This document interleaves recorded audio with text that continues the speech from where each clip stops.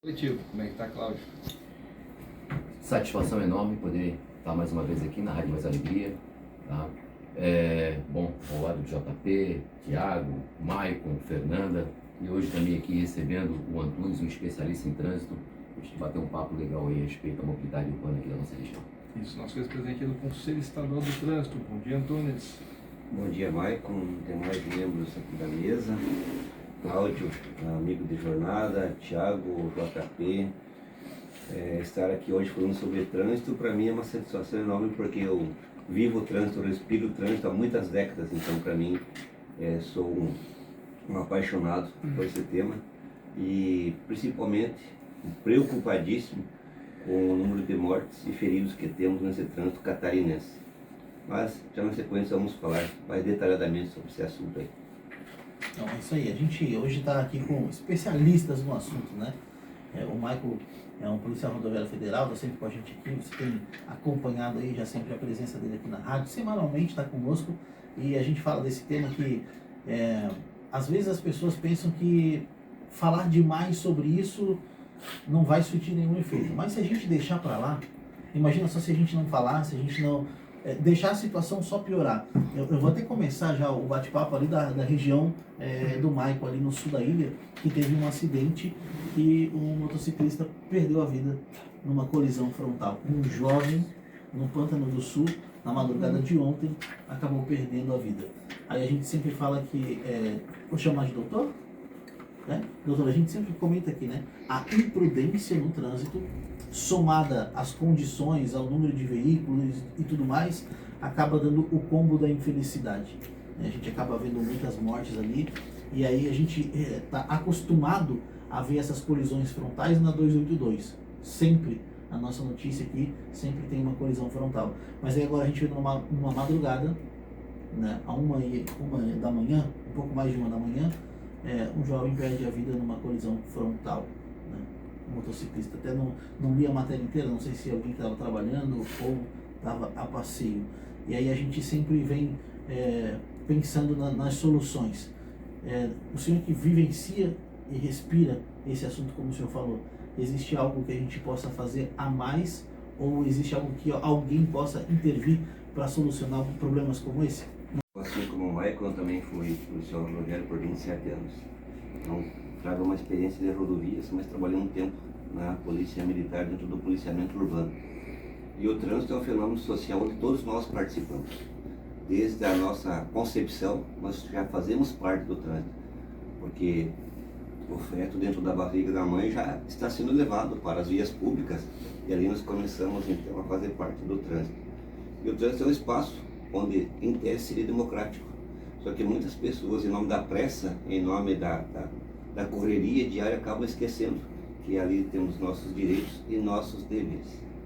Santa Catarina, hoje nós temos números estatísticos preocupantes por demais, porque nós perdemos de 5 a 6 vidas por dia no trânsito em Santa Catarina. É muita gente morrendo. Em 2025 nós tivemos aproximadamente 2.000 pessoas que perderam a vida em Santa Catarina, seja nas rodovias federais. As rodovias federais traz números trágicos, né, mas tu sabe disso. Nós só perdemos para Minas Gerais, que é um estado 3 vezes maior de população, de malha viária e de frota. Então aqui morre muita gente em nosso estado. Depois temos as rodovias estaduais também e as vias urbanas, como nesse caso que você acabou de citar aqui, do nosso motociclista perdendo a vida aqui no Campeche. Então, é muita coisa que tem que ser feita. A tua pergunta principal foi essa: o que fazer para nós termos soluções? Tem muita coisa a ser feita, só que não é o Antunes, não é o Michael, não é o Cláudio, não. É um conjunto de muitas pessoas e principalmente dos órgãos públicos que têm o poder de trabalhar as políticas públicas para que esses números diminuam. Porque quando nós vemos uma morte tipo esse menino aí da moto, com certeza ela seria um provedor, né? Ele era um provedor da sua família, e como é que vai ficar essa família a partir de agora? Sem contar os inúmeros casos de pessoas aí que ficam inválidas pro resto da vida, e daí? Como ficaria a família dessas pessoas? Então são preocupações que nós temos que ter no dia a dia, mas é um trabalho que tem que ser feito a milhares de mãos, e não somente um ou outro em trabalhos esporádicos. A educação é o caminho. com certeza a educação para o trânsito é o caminho. A fiscalização ajuda bastante. Temos que trabalhar a engenharia das vias, que muitas vezes também não colabora. Mas é um trabalho a ser feito aí. Que bom que seria resultados imediatos, né, a curto prazo, mas não é assim. Nós temos que mudar pensamento de gerações para que a gente colha resultados lá na frente. Até números gigantescos aí se for comparar com outros estados, a questão da violência no trânsito e mortes e tudo mais. Eu sempre cito isso quando a gente entra nesse assunto de números. Uma coisa que o Maico trouxe em outro programa nosso aqui é que entra para a estatística de mortes se a morte for no local. Se a pessoa é retirada dali e levada para o hospital, já não está mais na estatística. Então esse número que é passado hoje, ele pode ser muito maior do que o que a gente realmente recebe, né, de informação. E aí existe como, não sei se existe como esse mecanismo, né, da gente saber se esse número é maior do que o que a gente imagina mesmo, a porcentagem disso, porque o que a gente precisa é que a população ela seja conscientizada de que hoje foi um número estatístico da vida de alguém, mas amanhã pode ser alguém próximo, e aí já não é mais estatística, daí já se torna pessoal, né? Então, poxa, eu perdi uma pessoa próxima no mês passado, na 282, numa colisão frontal. Até então você fala de acidente aqui e ok. Mais uma pessoa morreu, meu Deus, e tal, e tudo mais. Quando é próximo, deixa de ser estatística. Então, assim, essa é a preocupação hoje de quem já perdeu uma vida, já perdeu um ente nas estradas, de que precisa ser feito alguma coisa. Eu fico aqui com o coração apertadíssimo, né? A minha filha tem um namorado em Bom Retiro, então toda semana ela vai e volta. E eu sempre falo pra ela, a 282 ela é um perigo. Manda esse cara vir pra cá, então, se ele quiser te ver, manda esse cara vir pra cá e não você ficar indo pra lá, porque o nosso coração aperta. E a gente já, seguindo o ritmo do assunto aqui, a gente teve, por exemplo, um caminhão que tombou ontem, que fechou toda a 282. Né? Um caminhão de madeira ali em Rancho Queimado acabou tomando e fechou tudo. Então, qualquer tipo de acidente que aconteça na 282 aqui, sentido a serra, para tudo, todos os sentidos. E aí a gente viu, o Michael trouxe umas informações aqui também, que existe aí esse planejamento da duplicação e tudo mais, mas como o senhor falou, não existe nada que seja imediato. Tudo precisa de um planejamento. E o senhor tem ciência de algum planejamento que esteja aí em andamento na rodovia, no 282? Mas são promessas, né? São promessas e a gente espera que isso saia no papel. A gente sabe disso. Temos também aí um trabalho até está para ser lançado do governo estadual na questão aqui até da duplicação aqui entre Porto Belo e já de imediato Porto Belo e Itajaí, para que tenha ali um escoamento melhor do fluxo de veículos. Assim, a gente está sempre confiando nos nossos políticos, né? Sempre acreditando. E tomara que isso saia realmente do planejamento e vá para a prática, né? E assim como o Maicon, eu acredito que o Maicon também, a cada acidente que você atende, né, Maicon, você sofre, né? É sofrido demais. E, rapaz, se tinha coisa que eu odiava fazer, é ser mensageiro da morte.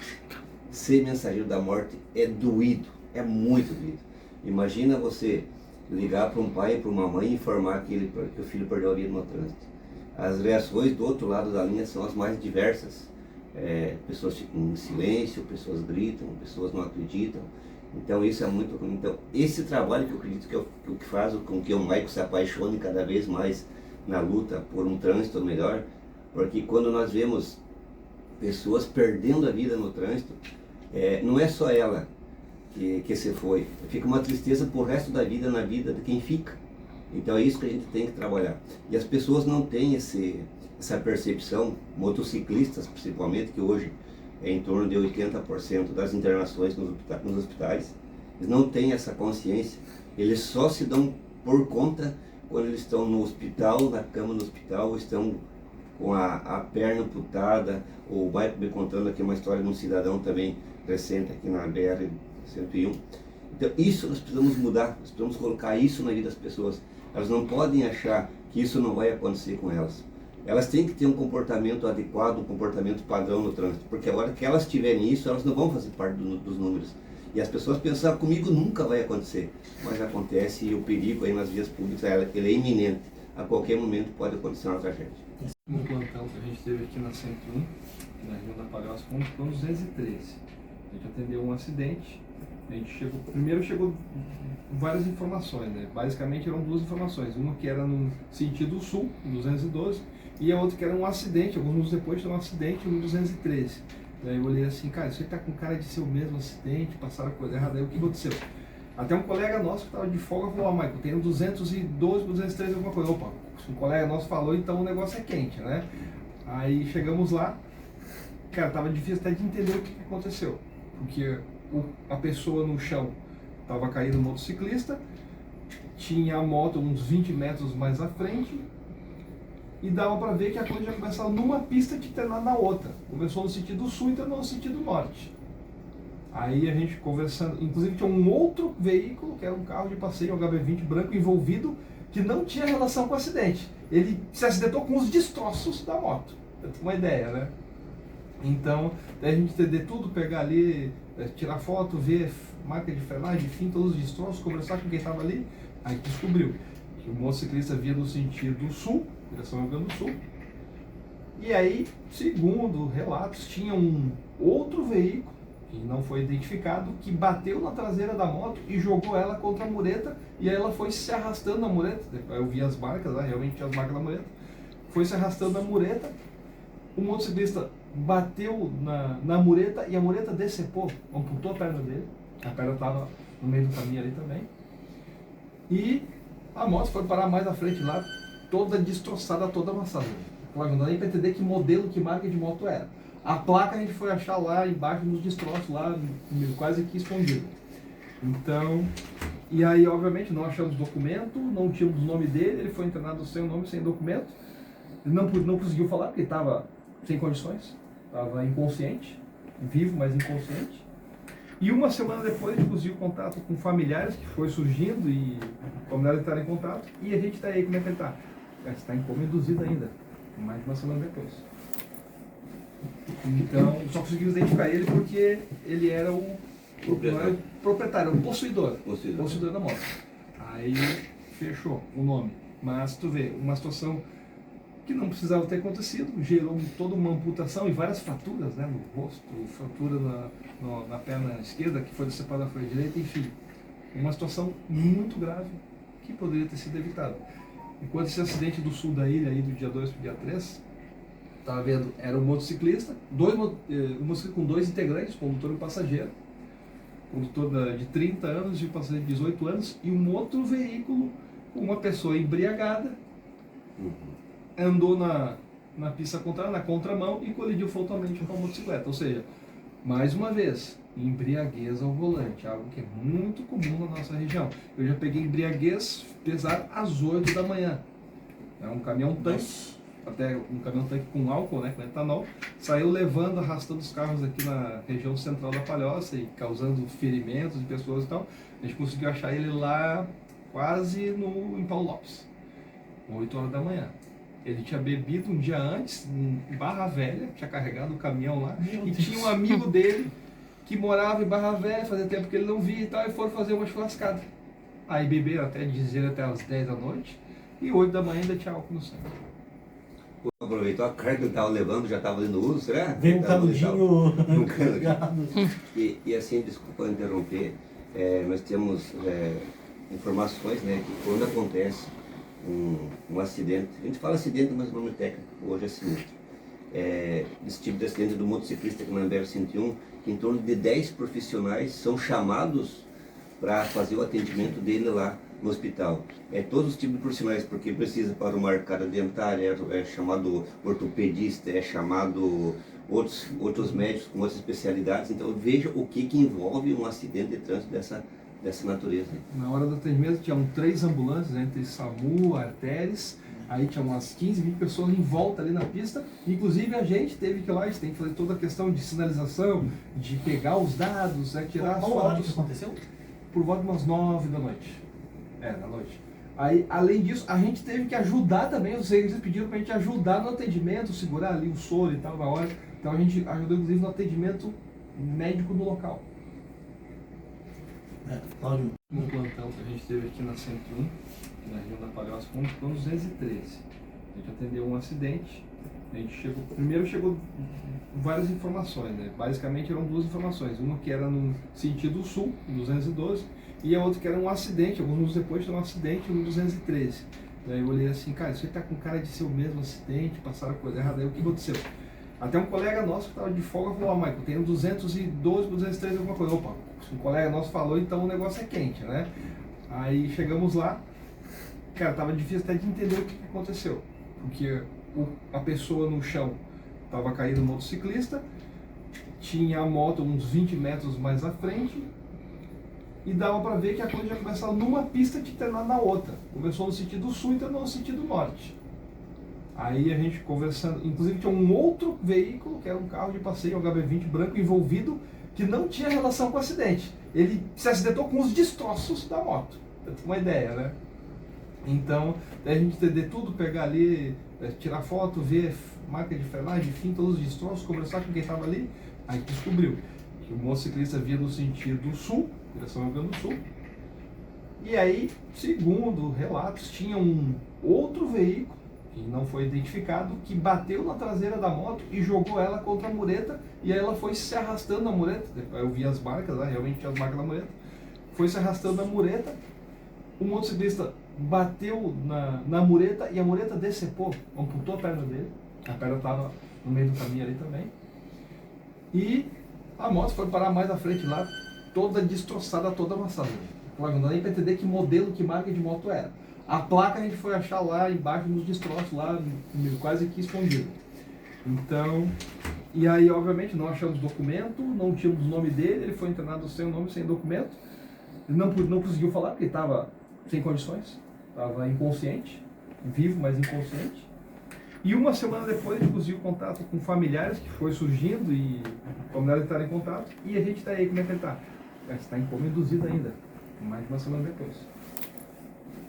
Então, só conseguimos identificar ele porque ele era o proprietário, o possuidor da moto. Aí fechou o nome. Mas tu vê, uma situação que não precisava ter acontecido, gerou toda uma amputação e várias fraturas, né, no rosto, fratura na perna esquerda que foi decepada da folha direita, enfim.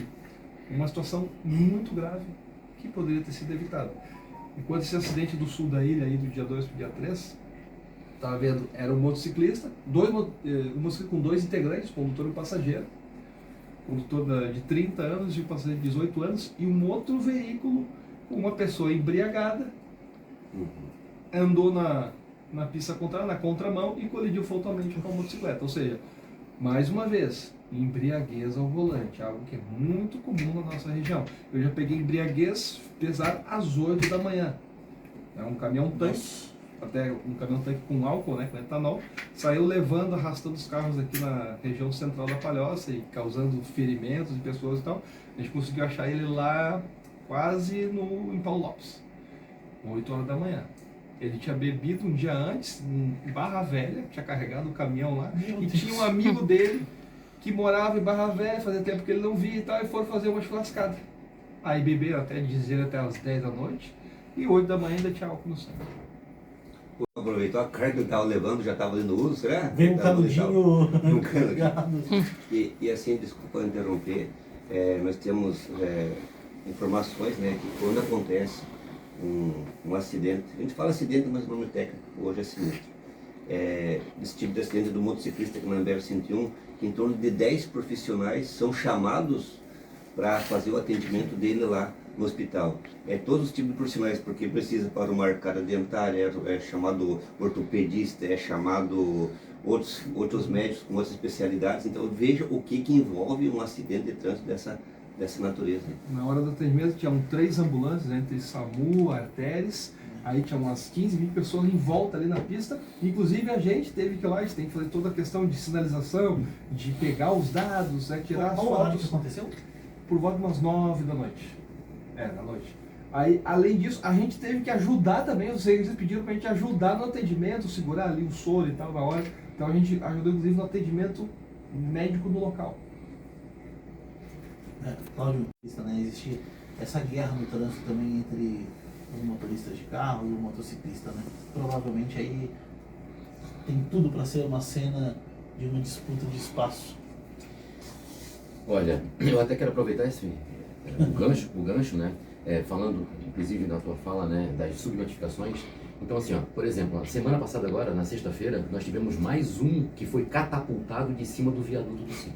E ele entrou na estatística da subnotificação, ou seja, lá não foi feito um boletim de ocorrência nem pela Polícia Militar, também não apareceu a Guarda Municipal e hoje ele está hospitalizado com múltiplas fraturas. Então ele tem uma perna quebrada, o fêmur quebrado, a bacia quebrada e provavelmente ele vai ficar os próximos 20 dias lá no hospital. Ontem a gente teve a oportunidade também, a gente foi até a Câmara Municipal de Florianópolis para tentar de alguma forma construir a ponte para com os legisladores para que lá seja implementado um alambrado de segurança, algo que a gente já vinha há mais de 10 anos pedindo. Então, semanalmente, esse mês, por exemplo, já aconteceram 2 acidentes com catapultamento dos motociclistas de cima do viaduto. Então, a gente, como o Antônio muito bem falou, a gente sabe que 80% do Hospital de Traumatologia hoje de Florianópolis, tanto o Celso Ramos quanto o regional, ele está cobrindo acidentados com motocicletas. E aí a gente sabe que tudo pode acontecer com o motociclista. Então, também a estatística aquela da perda, da morte, ela é feita na hora no trânsito. A partir do momento que ele sai dali, da cena do acidente, e vai para o hospital, já não entra mais na estatística de possíveis mortes no trânsito. Então, tudo isso daí é algo que não é de hoje, é preocupante. Cada dia acontece de forma mais rotineira e corriqueira, seja com a embriaguez no trânsito, seja com a indisciplina do motociclista também, que a gente, ninguém quer tirar o peso de ninguém, mas já tem sempre um perdedor. Aquele que geralmente para lá no hospital de traumatologia é um motociclista, e ele vem morrendo aí nas nossas vias. Isso aí, Thiago. Bom dia a todos. Pois é, isso já virou, passa de ano após ano, um debate que não tem solução. Como especialistas de trânsito aqui, a gente sabe que não é feito nada para mudar isso. Hoje, muitas motos são como entregadores, sobrevivem disso com entregas. Outras são para locomoção de trabalho, porque não tem um transporte público decente. Uma das hoje, lugares mais escolhidos para morar no Brasil é a Grande Florianópolis. Nós temos um dos piores transportes coletivos do Brasil, sabe? Então, assim, isso também ajuda. E hoje, eu estava conversando com um amigo meu que ele tem loja de moto e outras pessoas que trabalham em loja de moto, o aumento de número de vendas de moto, aluguéis de moto, virou um negócio rentável, alugar moto, comprar, ter locação de moto. Isso torna barato, né? Só que imagina o cara sai para dentro de casa para pagar o aluguel de R$500 por semana da moto, mais as despesas da moto, de gasolina, mais as contas de casa. Imagina, esse cara sai às 6 da manhã e volta à meia-noite para casa. Que corpo aguenta? Que corpo aguenta? Ontem eu saí de casa às 7 e voltei à meia-noite. Hoje eu estou moído, cansado. E eu trabalhei no meu trabalho, andei de carro, bastante. Cansei, imagina um motociclista, tá o dia todo em cima de uma moto. Nós temos um problema seríssimo, aí a questão, o Cláudio fala com propriedade, porque ele é um profissional da área, e hoje nós temos o iFood, que faz do motociclista um escravo. Quanto mais ele entrega, mais ele recebe. E ele fica obcecado pelo lucro. Conversávamos sobre isso em outra rádio esses dias. Quando ele escuta o toquezinho do chamado no celular, ele vibra. Ele vibra porque ele é mais um valor que vai entrar na sua conta corrente. Só que em nome dessa ambição exagerada, ele acaba esquecendo da sua segurança, ele acaba esquecendo da segurança das outras pessoas que estão na via pública, e as estatísticas elas estão aí para nos mostrar. Só que a partir do momento que ocorre o sinistro de trânsito com o motociclista, ele só vai entrar para os números. É mais uma família deixada de lado que ninguém se preocupa com isso. Então, isso que você falou, você tem razão. Nós precisamos tomar medidas urgentes na questão da segurança viária, porque quando se perde uma vida no trânsito, é prejuízo para o Estado. Sim. É prejuízo para o Estado, porque é alguém que vai deixar de pagar imposto, é alguém que vai deixar a família órfã, é alguém que não vai estar mais produzindo. Então, é um conjunto de coisas que, infelizmente, os nossos governos, eles não pensam nisso. E eu falo também na questão do autopropelido, que hoje está uma febre, o autopropelido. Está chegando de navios inteiros, vindos da China, o autopropelido, só pensando no comércio. Ah, somos parceiros da China, vamos trazer autopropelido. Então, é jogado muitas vezes. Nós já temos hoje no estado 9 crianças que perderam a vida com menos de 16 anos. Já temos mais de 250 feridos gravemente com autopropelidos. E está sendo normal. O que importa é lucro para as empresas. Ou seja, a vida das pessoas não está importando, o que importa é o lucro. E isso tem que ser pensado com muita responsabilidade e muitas políticas públicas para mudar esse cenário. Isso agora, na hora do intervalo, o Cláudio esteve aqui me mostrando as informações ali do elevado do SIC. E aí é absurdo, tá? Ele colocou, é claro que ele falou para mim aqui agora, né? Eu separei rápido aqui só para mostrar, né? 2022, 2023, 2024, 2025, 2026, acidente no elevado do SIC em que as motos elas vão para fora do elevado. Sabe ali aquela curvinha que tem? Se é um motorista um pouco inexperiente, como a gente falou aqui agora no intervalo, não tem muita experiência com a moto. Eu fui buscar uma moto esses dias com um amigo meu aqui, uma 1000 cilindradas. E eu vim só de Barreiros até aqui em Campinas. Rapaz do céu, desacostumado a dirigir, eu só passei na lombada e meu braço deu uma balançada, a moto já deu um pulo. Então, imagina só o acidente. Aí eu peguei e vim expressa bem devagarzinho, em quarta ali ou terceira, não lembro, mas assim, já olhando para os lados. E aí, às vezes, você só tem o modo de locomoção de moto, tirou carteira recente, passa pelo elevado do SIC. Se você não tem muita a manha do trânsito, você está apto a sofrer um acidente. E aí o acidente ele pode ser um acidente de agravamento menor, se tiver uma proteção. Que o Cláudio já falou aqui em outras conversas aqui, precisa... Como é que é o nome, Cláudio? Não é a proteção, como é que é o nome que você falou ali? É um alambrado de segurança, né? Então, na verdade, ele precisa ter um estudo, né? Porque assim, ó, esses acidentes que acontecem de forma rotineira, principalmente, não é unanimidade ali, tá? Acontece em outros viadutos também. Sim. Mas ali acontece de forma rotineira. Dentro dos nossos grupos, que são muitos, né? A gente já percebeu que, principalmente, essas quedas, acontecem por escorregar em cima do chorume do caminhão do lixo. Por quê? Porque ali no Itacurubi é onde é feita a baldeação do lixo aqui de Florianópolis, né? E depois eles tiram dali e levam para um aterro fora da ilha. Então, quando eles vão fazer esse descarte lá do próprio lixo, eles vão com carregado e o chorume do caminhão do lixo ele vai esparramando. Exato. E geralmente nas curvas que é onde tem uma maior incidência.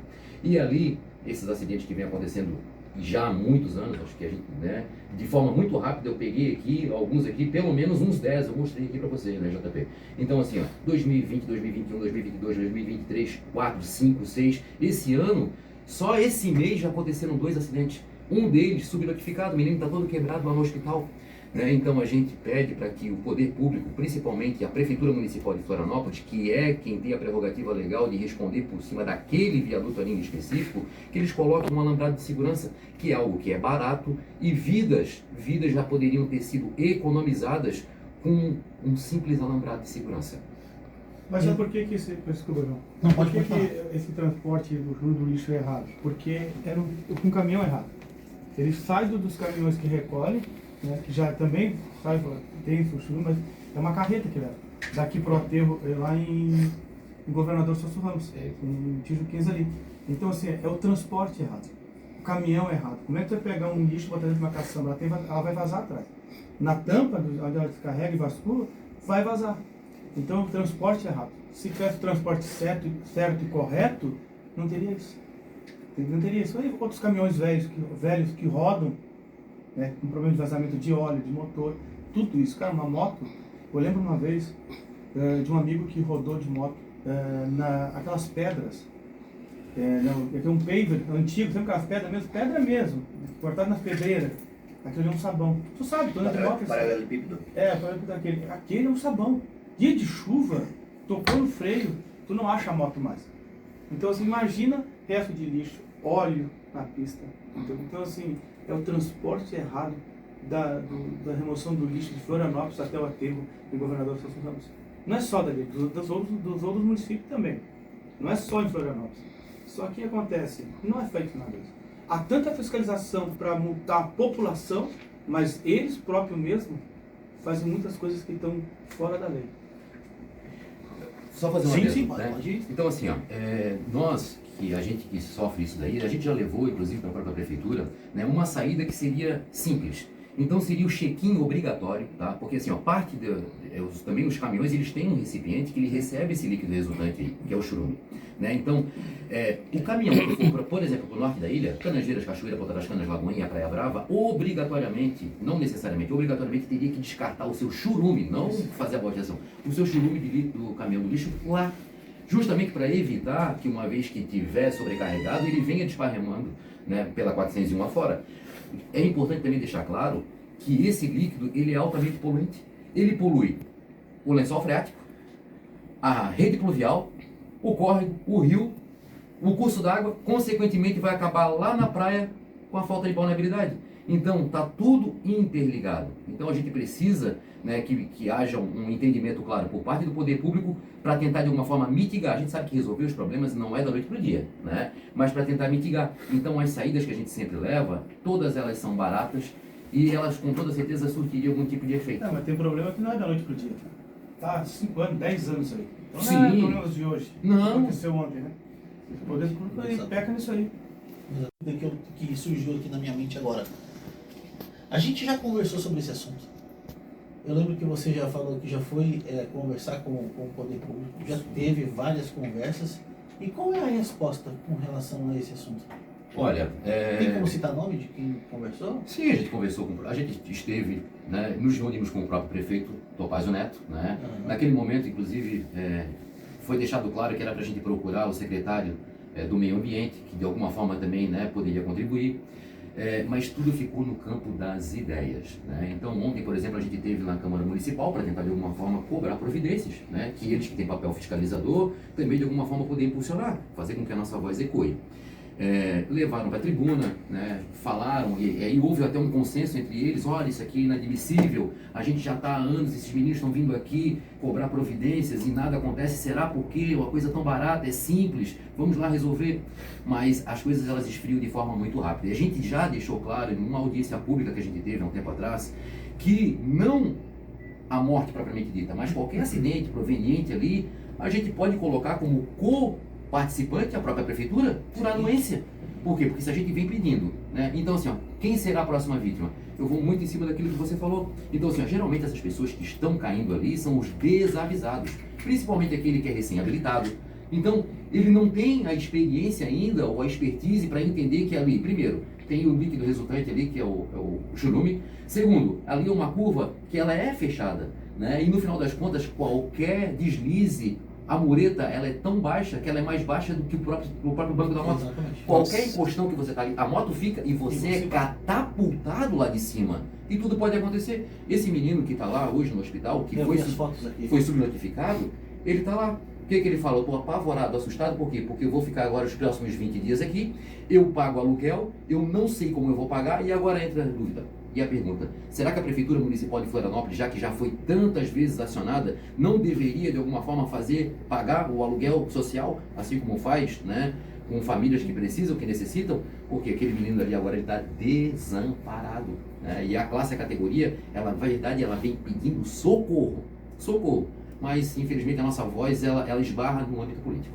De eleições, e aí surgem vários super-homens, né, que vão solucionar o problema e não solucionaram. Então, que a gente não tem memória curta, não vote prometeu, não fez, não vote. Eu falo sempre aqui, não vamos esquecer das pessoas que prometeram e não fizeram, né? Vamos ativar nossa memória. A gente está aí numa semana toda falando sobre essa questão de política e ano de eleição, e isso deixa indignado. Imagina, eu não sou um motociclista, nada, mas deixa indignado por uma situação que é recorrente. A gente vê vidas indo embora aí, né, pessoas sofrendo, e aí com uma solução tão barata, né? Então é sempre essa coisa engatinhando, né? Como disse o Thiago, se fosse um programa de agora, talvez daria para entender. Não, peraí, a gente precisa ajustar, precisa estudar, mas isso precisa ser colocado de uma outra forma. Até vou dar uma sugestão aqui. A gente recebeu aqui a Bia Borba, que é a vereadora ali de Biguaçu. E ela falou, nunca mais eu vou esquecer disso que ela passou. Ela tentou algumas soluções para o município de forma legal. conversando, documento, fala com um, fala com o prefeito, reúne vereadores, reúne população, tentou de várias formas. Durante 5 ou 6 meses, eu não me recordo o tempo exato agora. E aí nada foi solucionado. O que ela fez? Ela pegou o celular, como tem grande visibilidade, e fez um stories falando do problema. Não lembro agora, vou falar, mas não lembro a exatidão, tá? Mas fez de manhã, 6 horas depois o problema estava resolvido.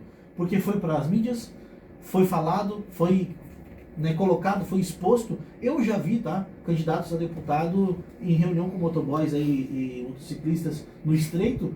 E aí hoje a gente vê, e aí? Onde é que esse cara estava? Onde é que esse cara está hoje? Provavelmente está sentado na sua cadeira, exercendo o seu mandato e fazendo porcaria nenhuma com relação à classe ali que reuniu. Eu participei de algumas reuniões e eu nunca vi tanta gente numa reunião política quanto os motociclistas e os motoboys que foram reunidos no bairro do Estreito por um deputado que, olha só, a gente está com uma situação há 5 anos, o que ele está fazendo lá sentado? Entendeu? Essa é o que indigna a gente, né? JP, só para fazer então, assim, ó, a gente pretende agora ir até o Ministério Público, né? Porque assim, ó, a última vez que nós estivemos ao Ministério Público, que era para de alguma forma cobrar providências na curva do óleo, não sei se vocês lembram aqui, mas nós tínhamos um caso recorrente também, ali na alça de entrada da ponte, onde os motociclistas eles caíam justamente porque ali os ônibus de viagem e os ônibus daqui da parte continental, eles enchiam o tanque com combustível e quando chegava naquela volta que entra eles derramavam aquele óleo e os motociclistas caíam ali. Então, durante muito tempo, a gente ficou pedindo para o poder público para, de alguma forma, colocar uma câmera de segurança para que a gente pudesse cobrar daquele que é o verdadeiro culpado, aquele que derramou óleo, qualquer tipo de dano físico, material, a gente pudesse apontar e correr atrás. E o Ministério Público, através de uma indicação do Dr. Daniel Paladino, ele fez uma indicação e a Prefeitura acatou só depois que veio essa indicação por parte do Ministério Público. Então a gente pretende agora também ir ao Ministério Público para levar mais uma vez essa questão, né, dos catapultamentos que estão acontecendo de cima dos elevados, para quem sabe, de lá de cima para baixo, sair uma indicação e o poder público ele consiga entender da necessidade. É isso aí. Agora a gente está falando aqui, o assunto ainda é essa questão da mobilidade, do trânsito e tudo mais, acidente. Até o Dr. Antunes aqui, a gente quer um assunto também que está no nosso parceiro de notícias, que aí você anda na nossa Via Expressa aqui e a gente vê que, né, o nosso parceiro de notícias colocou aqui, placas de sinalização estão sumindo. Aí a gente vê que passa pela questão da educação, né? A gente sofre com o trânsito, com a violência do trânsito, sofre com a irresponsabilidade e sofre também agora com essa questão da marginalidade, retirando as placas do lugar. Como agir? Agora, além de preocupação com o trânsito, como agir com relação a, acho que o próprio pedestre faz essa... Então, a situação das placas, o problema são as placas de metal, que essas pessoas em situação de rua levam para vender aí na sucata, nos ferro velhos. E aí várias placas já foram substituídas por placas de acrílico, de plástico, qualquer outra coisa menos metal. Tá de brincadeira. Fala, doutor. Então, quando eu falei que uma das soluções para a redução de sinistros, resultando em óbitos ou lesões, ela passa principalmente pela educação. Nós temos que trabalhar fortemente a educação para o trânsito. Já está previsto em lei, já está isso no CTB. Lá no artigo 74, 76 do CTB diz que a educação para o trânsito tem que ser trabalhada desde a pré-escola até o curso superior. Mas não tem essa cobrança e muitos órgãos não fazem isso. Eu estava trabalhando no Detran, trabalhei por 10 anos no Detran até dia 1º de abril, e agora o presidente está se preocupando, o novo presidente, com a educação para o trânsito. Muito trabalho sendo feito. Nós também fizemos muitos trabalhos aí pelo estado todo, trabalhando a cabeça da criança, trabalhando a cabeça do jovem. Porque quando você trabalha a cabeça dessas pessoas, desses seres pequenos, vamos dizer assim, eles se tornam multiplicadores da fiscalização, porque ele ajuda a cobrar do pai, o cobrador responsável, que ele não utilize o celular, que ele não faça ultrapassagem, que ele não beba enquanto dirige. Então, o caminho a ser tomado com muita veemência é a educação para o trânsito, aliado à fiscalização, que hoje eu vejo que é muito pouca em nosso estado, é muito pouca. Nós somos hoje, no país, de 26 unidades federativas, nós somos já aproximadamente o quarto em que mais perdemos vidas e mais ocorrem acidentes. e daqui a pouco já estaremos em terceiro. Esse título a gente não quer ter para Santa Catarina, não quer ter de forma alguma. Hoje nós perdemos em torno de 1/3 das vidas em mortes violentas intencionais, e 3 vezes desses números são as mortes resultantes no trânsito. Então algo tem que ser feito com muita urgência, tem que ser trabalhado, você falou muito bem, o trânsito é deixado de lado, é importantíssimo essa temática, é importantíssimo, só que os nossos, eu não falo aqui de ninguém específico, né? Mas eu digo que o poder público em geral tem que trabalhar muito a questão da educação para o trânsito, a fiscalização das vias, porque são muitas famílias perdendo seus provedores e isso não está certo, isso não podemos aceitar isso. As mortes no trânsito são banais, não podemos aceitar. Aceitar que uma família ficou sem o seu principal provedor, isso é normal, isso de forma alguma. Nós temos que trabalhar cada vez mais essa redução de mortes e lesões no trânsito. Pode perguntar. Eu tenho 2 perguntas para o senhor, antes de já estamos caminhando para o final do programa. Primeira é, essa nova lei de habilitação, que a gente já debateu muito sobre ela, e o João estava comentando semana passada, até deu uma ideia, sobre a nossa via expressa. Se tirasse o guarda-reio do meio e liberasse uma pista a mais, né, com aquele sistema que existe, acho que nos outros países, com o cone, né, que veio uma máquina e novos cones, se daria certo com a nossa educação no trânsito que nós temos hoje. Só que não temos que pensar somente na via expressa, nós temos que pensar se lá dentro da ilha vai ter esse escoamento. Porque não adianta pensar em liberar de manhã. Mas a ponte chega com 4. A ponte aumenta. Quando chega na ponte, o trânsito anda.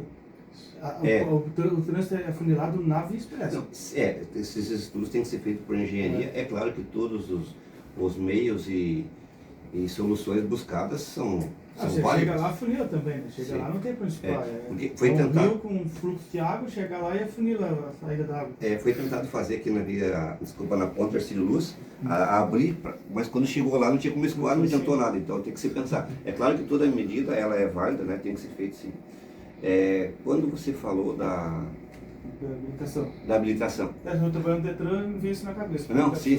Ó, eu sou totalmente contra a CNH do Brasil, porque o governo federal, numa medida eleitoreira, totalmente eleitoreira, ela pensou em facilitar para que o cidadão tivesse habilitação. Porque aquele cidadão que já sabia dirigir, ele tivesse habilitação de modo mais rápido. Ok. Só que estudos feitos em torno de 20% da população que está buscando hoje habilitação já sabe dirigir. Então, para esse pessoal, de repente, não precisa nem ter aula. Era só dar habilitação para ele. Ficou barato. Agora, os 80% restantes estão pagando mais caro a habilitação. Hoje eles pagam por aula. Sim. Então, esse pessoal precisa de 20, de 25, de 30 aulas. Ficou mais caro para eles. Então, eles deram um tiro no pé. Eles facilitaram para quem já sabe dirigir. Mas para quem não sabe dirigir, piorou, ficou mais caro. Então, são medidas eleitoreiras que não devem acrescentar em nada. E outra, a formação adequada do condutor foi deixada de lado. Isso que é o problema. Então, o pessoal colocou... Primeiro, o governo exigiu muito das autoescolas, carga tributária altíssima, pista de moto com tanta metragem de dimensões, sala de aula com dimensão. O diretor encareceu demais o processo, cobrou demais deles. E no final, quem foi o vilão? As autoescolas. Então, isso foi um pecado que fizeram com as autoescolas e agora estão aí. E nós tivemos hoje, através de números, 6 mil demissões nas autoescolas em Santa Catarina. Você pensou nisso? Em torno de 315 mil profissionais no Brasil foram demitidos. Olha o desemprego que ocasionou também. Então, se nós começarmos a falar de habilitação aqui, vamos chorar e vamos, sei lá, o que vai acontecer. A política sempre é favorável a ela, não à população. Não à população. São tantas medidas que foram feitas também da renovação automática. Cara, desculpa, tem pessoas com perna amputada que renovaram a habilitação automaticamente. Eu gosto sempre de deixar uma mensagem no final da minha fala. Pessoal que está nos ouvindo. Pessoal, pensem que nós temos que voltar para casa todos os dias. Todos os dias nós temos que voltar para os nossos familiares, para nossas esposas, para nossos filhos, para nossos parentes, nossos amigos. Então tenham um comportamento adequado no trânsito. Seja calmo, seja tranquilo, não brigue no trânsito, porque você não sabe quem é que está do outro lado. E pense, nós temos que voltar para a nossa casa. É isso aí. Então a gente quer agradecer a Leitor Antunes, ao Cláudio, ao Michael Combat, que sempre está aqui com a gente.